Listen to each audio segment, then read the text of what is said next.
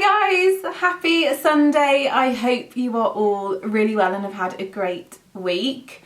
I certainly have done. I hope all of you who follow me on my other social media platforms have seen both my new Brides magazine cover, which I'm really pleased with, my lovely shout out mention in the Tatler Weddings supplement. As you can tell, I love a good wedding and it's very exciting because it's on the run up to wedding season, so lots of requests coming in, so I'm loving all of that.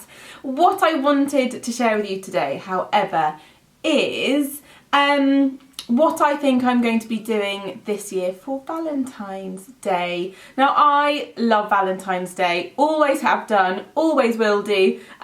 My mum used to really love it, and without fail every year she would send me a Valentine's Day card, whether I was at home, school, uni, you name it. Bless her cotton socks. So for me, it's always been a really super fun day, so I love to celebrate it.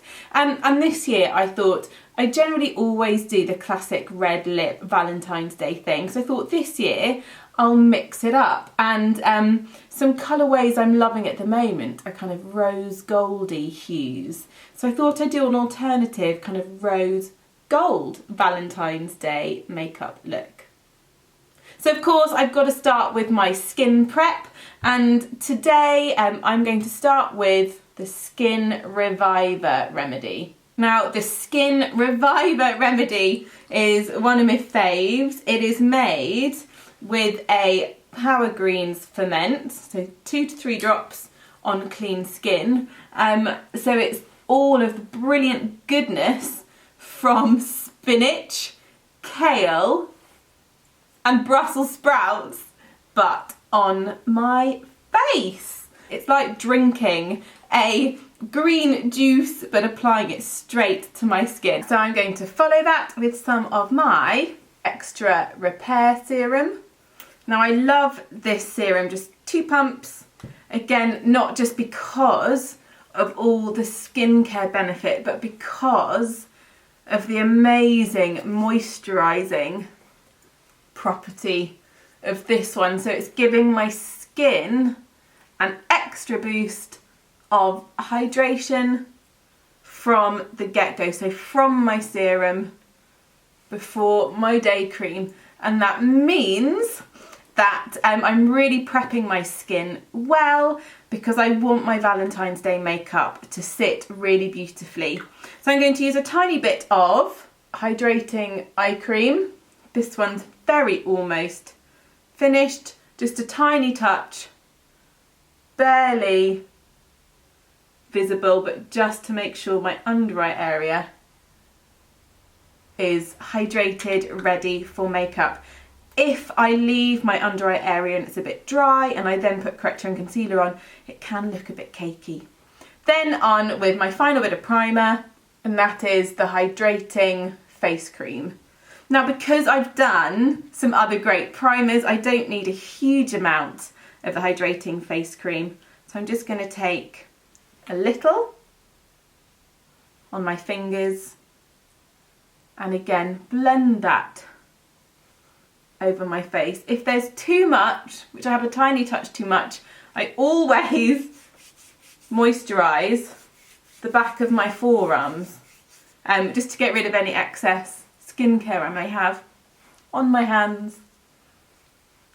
So again, just making sure I really work that into the skin with my fingers so that my skincare is really cushioning that top layer of skin rather than just sitting on the surface. Again, if it's just sitting on the surface, it could cause your foundation to slide. Lovely little trick, bit of eye cream just on my lips, as I've forgotten my lip balm. I know, sacrilege. Hockey docky, now my skin is, I'm just going to get comfy. Now my skin is prepped and hydrated. Time for a little corrector and concealer. I'm going to start by brightening the inner corner of my eye with some bisque corrector. I'm just going to use a full coverage touch-up brush and just pat that into the inner corner of my eye, being sure to go right in the inner corner of the bridge of my nose because I get a bit dark there, and right under my lash line. And it means that no matter what I do with my concealer, I won't see any shadow peeping through. Over the top of that, to make sure the area is skin tone correct, I'm going to take some of my beige concealer. And I simply take that on top of anywhere that I've done my corrector for a really bright skin tone correct under eye. Again, just taking a bit of time to work the concealer into the skin with my finger, so you get just a really bright look without the makeup texture. Now for foundation, and I realised I haven't used this in a while, but those of you who've seen other videos of mine, you'll know it's one that I really like, and that is the Intensive Skin Serum Foundation. You can tell it's February and I'm on a bit of a health drive, because obviously the benefit of this gorgeous foundation is of course that it contains some serum. Particularly interesting, it contains some cordyceps mushrooms for like traditional Chinese medicine, which helps to boost energy levels in the skin. So again, combine that with my skincare, and I'm really doing everything I can for optimal skin health. So I'm using the full coverage face brush and just patting. So I like to stipple the product and then blending, but you can see straight away how it's evening out the skin tone and giving a really lovely even finish without looking too heavy.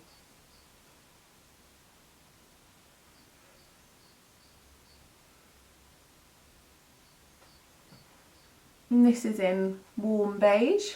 Now the foundation's in place, I'm just using my fingers to pat and further melt the makeup into the skin for the most skin-like finish. Sometimes without this step, makeup can look a little like it's simply sitting on the skin, and I want my skin to look like it's just perfect skin and not makeup.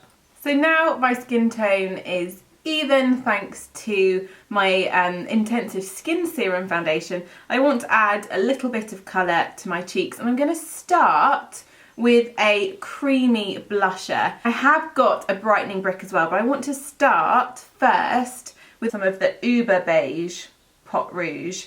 And I love this colour for this kind of look because, as you'll see, it's not a pinky, it's not totally brown, it's more of a nudie peachy brownie pink. A nudie peachy brownie pink that will be really complementary to the rose gold smoky eye I have planned. Just blending that in with the full coverage brush right back out to the hairline. But as always, I'm just going to blend out the edges with my fingers. Nice and subtle.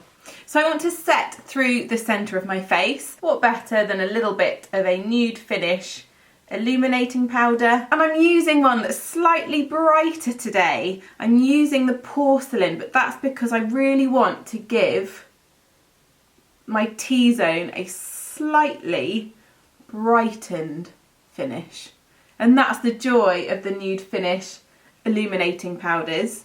You can use brighter tones to highlight, you can use warmer tones to bronze if you want. Nice and bright. But of course, whilst I want brightness through the centre, I want warm through the rest of my face. So on with, you'll be pleased to see I've got a new one, some medium bronzer, my all-time fave. So I'll take that, press it into my brush, and I'll take that all over the higher points of my face, so back over the cheekbones and into my hairline, under my chin, to give that a little warmth also. And over the top of my forehead. I did a bridal masterclass at the beautiful Soho farmhouse last week, and I asked the poll there, I do it everywhere I go, if it's forehead or forehead, and they said it is indeed forehead. So I've been saying it wrong all my life. A sweet lady then did say, it's a Gloucestershire thing, and I grew up in Gloucestershire, so maybe that explains it. Great, so really warming through, as you can see, the edges of my face with the medium bronzer. Now I'm going to do it now so you can see, but I did a first bit of blush with that beautiful Uber Beige Pot Rouge. I'm now going to take some of the Coral Brightening Brick over the top, again just to add a slight pop of colour. So I'm going over it with my angled face brush and tapping the excess powder into the brush and then smiling. Just adding a soft pop of a brightening coral just over the apple of the cheek and blend it back out to meet my bronzer. And again, this will complement the rose gold smoky eye. I've just had a little fiddle with the brightness button. I wonder if that's better. Do let me know your thoughts below. I know I had a comment last week saying that the video was a little bright, so I did some Googling and looked at the settings on the camera, and hopefully that's better, but I think that is even better.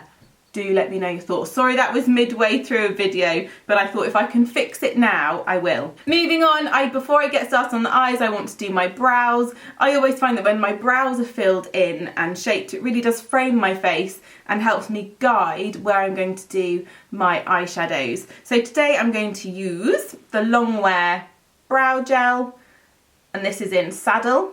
And I'll start first by brushing my brow. I always brush up so I can see the shape I'm looking to create. Oh, my brows need a bit of attention. And then I take the gel and push it through the hairs, following the direction of the growth of the hair. Now, not only will this colour the skin behind the hairs, the gel will help hold the hairs in place for the day, and it will last for up to 24 hours. Wowza.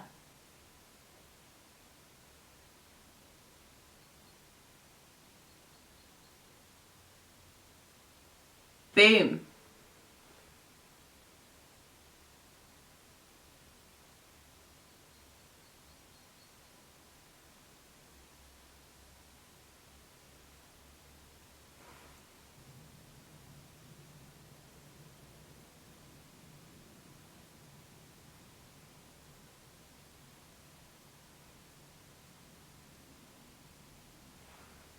Brill. Now my brows are in place. Let's get started with the eyes, shall we? And the first thing I want to do is apply a base colour, and that's going to be Malted Pink Longwear Cream Shadow Stick. So I'm simply going to take the Malted Pink, apply it to the movable part of my lid, and then blend with my ring finger. It really is as simple as that. Now I've got the Malted Pink in place, I'm going to take some of the beautiful rose gold shadow and press that over the top.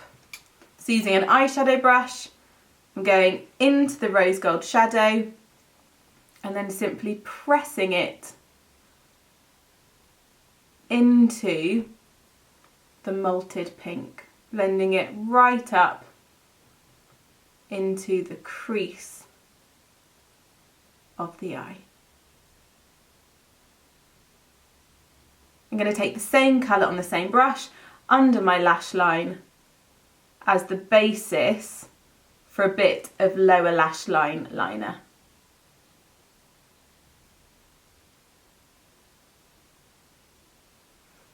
And I love to take my lower lash line liner quite low under the eye for the most smudgy, soft, smoky finish.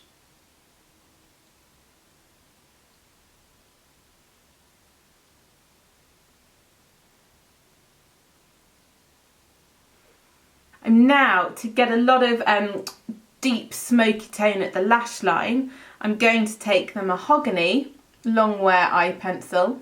I'm just going to go all the way along the lash line with the mahogany long wear eye pencil and just push the shadow into the root of the lashes all the way along, right into the inner corner of the eye.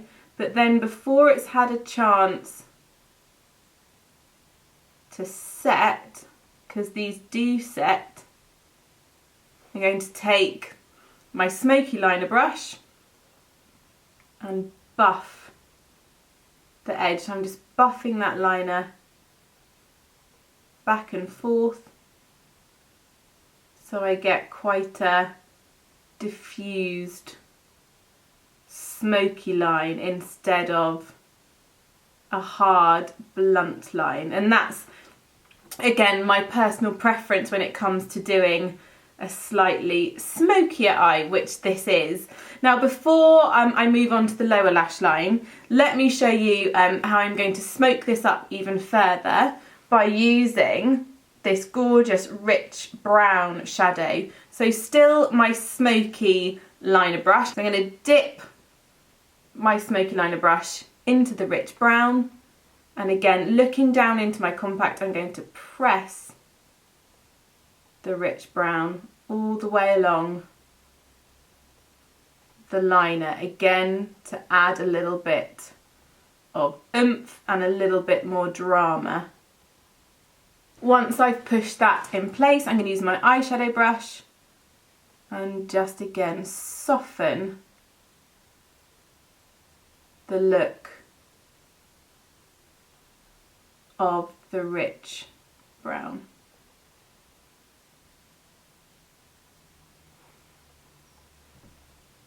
Pretty, so you can see it's gradually diffusing in colour up my lid. Now I love for an occasion eye a little bit of drama in the root of the lashes. Sorry, I'm zoomed in so you can see what I'm doing, you can't see my mouth. So I'm going to add some of my mahogany long wear pencil into my waterline. And I'm going to make sure now that I get it right in between the roots of the lashes, because I don't want to see any pinky skin at the root. I want it to be really dark. And then under the lash line, I'm going to go back with the smoky liner brush and just buff whatever of the eyeliner has slipped at the base of the lashes. So what you get is that deep brown bleeding into the kind of rose gold colour we had there originally. I'm just going to make sure my eyeliner comes right to the outer corner of the eye. Lovely. And then all that's left is to do lots of mascara. Now again, I'll stay zoomed in because I know someone wanted to watch close up how I do my mascara. So I'm starting with Smoky Eye Mascara, and I start just by dragging the mascara through my lashes, and you see that as I drag, it's really quite slow. I watch women on the tube as I'm on my way to work in London every day, and they kind of flutter through their lashes. I like to take a little bit of time just to make sure that I'm getting coverage from the base and the root of the lash right to the very tip.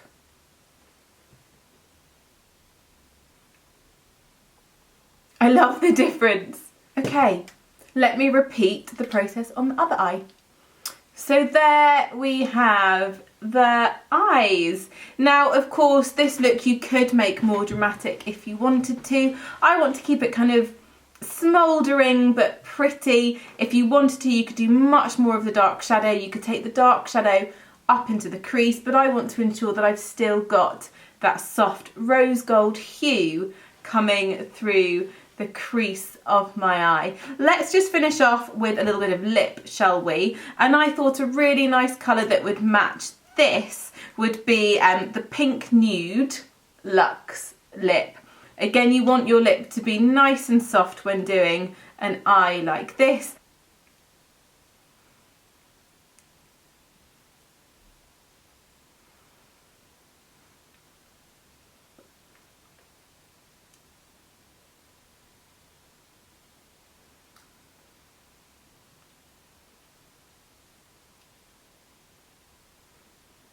Couple of added extras that are totally optional. Why not do a little bit of Bronze Glow highlight powder just on the higher points of the face. If you're lucky enough to be going out somewhere for Valentine's Day dinner, let's say, if you're somewhere with pretty lighting, that little bit of light will just catch that little bit of highlighter for a bit of a lingering look. So I'm going down over the top of my cheekbones, down my nose, and a little along my cupid's bow. Not much though. Pretty. And if you wanted to, of course, you could add a little bit of glitter to your eye makeup. So I've got here, look at this gorgeous palette. And this is the Ballet Pink Sparkle Shadow just here. So with my finger, I'm just going to take a little bit of that and just sweep that through the centre of the lid for an added twinkle. Very subtle though. So there we have my rose gold Valentine's Day makeup look. I hope you enjoyed that, and I hope you will enjoy your Valentine's Day, whether you're at school, at work, whether you're going to spend time with your girlfriends or a loved one. I hope you enjoy celebrating no matter what you do. Take care, my lovelies, and I'll see you all soon. Bye.